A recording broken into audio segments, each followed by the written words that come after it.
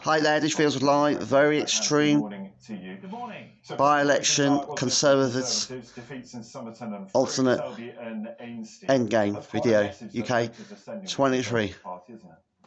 Well, clearly there's lessons we'll take away from the two by-elections. Time's down there, the date today is Friday 21st of July. In Somerton, particularly driven by Conservative voters staying at home. We obviously need to regain their trust and their confidence.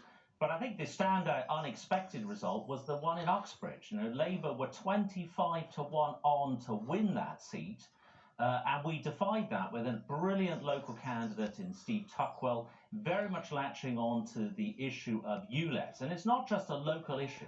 I think the ULEZ issue showed that when Labour are in power and when people have a real decision on a policy matter, so Labour running London, they've run London for the last 7 years under Sadiq Khan, they've done a really bad job. On top of that, we've seen Sir Keir Starmer flip-flopping on ULEZ.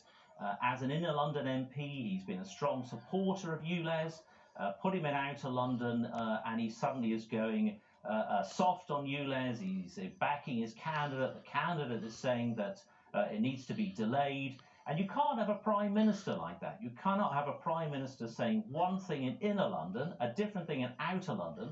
That is not a way to run the country. And I think people have seen through Sadiq Khan in the way he runs London and in Keir Starmer in the way that he leads the Labour Party. And that, I think, is a key takeaway from that Uxbridge by-election.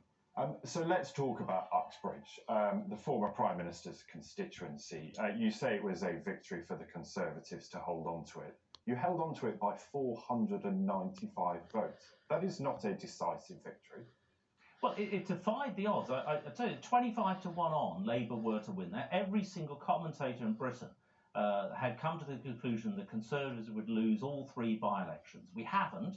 And I think there'll be serious questions in Labour headquarters. You've lost 2 of them. What are you saying? The impact of Sadiq Khan's poorly thought through, poorly executed, deeply unpopular policy, and Keir Starmer first backing the policy, then appearing to change his mind as the by-election went against him. And that's not somebody with that kind of a flip-flop approach to politics.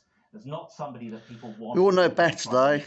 Running the country. So I congratulate Steve Tuckwell, our new MP for Uxbridge. I smell death on his party, Conservative Party. Don't you guys? And I think there'll be give me a thumbs up on the left side of the screen, please. Yeah, press that thumbs up on the left side of the screen, please. Odds-on favourites to win in that by-election. Why? Why were they odds-on favourites? That is the voters telling you they don't like how you were running the constituency.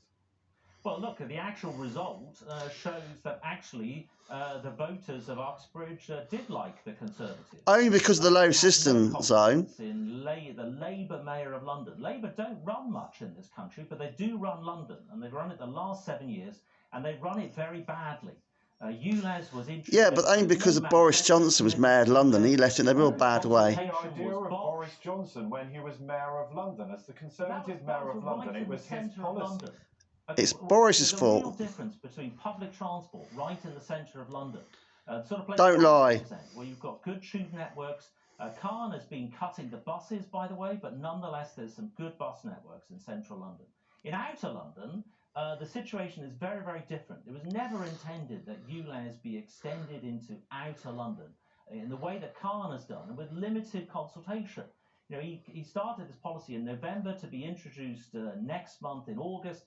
That isn't enough time to give people time to adjust. I spoke to a lot of voters in Uxbridge. I'll never forget speaking to one man who had to trade in his van at a cost of £12,000. He sold the old van for £11,000, bought the new one for £23,000 at a time when people are really struggling with costs. And that was an additional cost, unnecessary cost, added by Mayor Khan and the Labour Mayor of London, backed by Keir Starmer. And that is the reason that Labour failed to deliver on Uxbridge, which they've been telling everybody that it would be, and everybody said they're odds on to do so. You ain't just won it by hairs whisperer, so I'm sorry, but your days are numbered. A particularly difficult night there. Previously a solid Conservative seat since the seat was created in 2010. A 23.7% swing to Labour, a 4,000 majority. You've got it wrong there, haven't you? course he has. Selby, of course, was a Labour-held seat until 2010. That's the first thing I might say. Secondly, I think the result was caused really by Conservative voters staying at home. That's not something I'm proud of. I need to work with those voters. We need to make sure that they come back to the polls. People are still... No, we're not going to vote for you any longer. Conservatives and in the country. None of us as will. You've lost your Conservative voters. All the by-elections, i.e. the reason for the by-election wasn't particularly favourable to us. So we have work to do. But the work there is going to be delivering against our 5 priorities, halving inflation, restoring growth. You won't win, mate. Not with the Ukraine food grain. That'll push food prices up even more. Your days are numbered. It's end game for your party. Accept it. You're out. We're making progress, but there's still a lot to do. Also, a lot of work to do on economic growth as well, because we know that with inflation still so high, interest rates going up, and that will have a knock-on effect for economic growth. But let's talk about the swings, though, that we've seen overnight in every one of those seats that was... The sort of swings that we saw from the Conservatives to Labour and Conservatives to the Liberal Democrats do not paint a picture of a Conservative government at the next... Not a very rosy one at that. What do you do about that? How do you convince voters to still vote for the Conservatives? By-elections are always different to general elections. Of course they are. A long history of governments losing by-elections dating back to Orpington in 1962. But often, normally winning those seats back at the following we're not general talking about election. a few votes here, Greg Hands. We're talking about massive swings. This is 3 seats. Well, we're talking about places which we will be campaigning to regain those constituencies next year. We'll be listening carefully, continuing to take feedback from voters in Selby and Ainsty, Somerton and Frome. We've had excellent candidates in those 2 constituencies in Faye Purbrick and Claire Holmes. Of course, we'll be listening to voters, but we will be campaigning to regain those parts of the country next year. There's a long history in this country of by-elections not leading to a similar result at the following general election. We'll be fighting to win those seats back, and obviously fighting to win the general election when it comes. Yeah, well, we'll see, mate. Was speaking to us on the programme a little earlier. Same game for your party. Checkmate. In seats that they haven't won before. The battle is on for this election, isn't it? Well, of course, we don't take anything for granted, and of course, every general election will be a battle. But the main thing that we are focusing on at the moment as a government is on delivering a government, delivering to help people. You've only got a year left to serve. Particularly with the cost of living, particularly with dealing with illegal migration, dealing with the consequences of Vladimir Putin's invasion of Ukraine, which has led to the spike in energy prices. No, it's only going to get worse, sir. Inflation. So this week, for example, energy prices for people will be coming down. Yeah, they'll go up next year, though.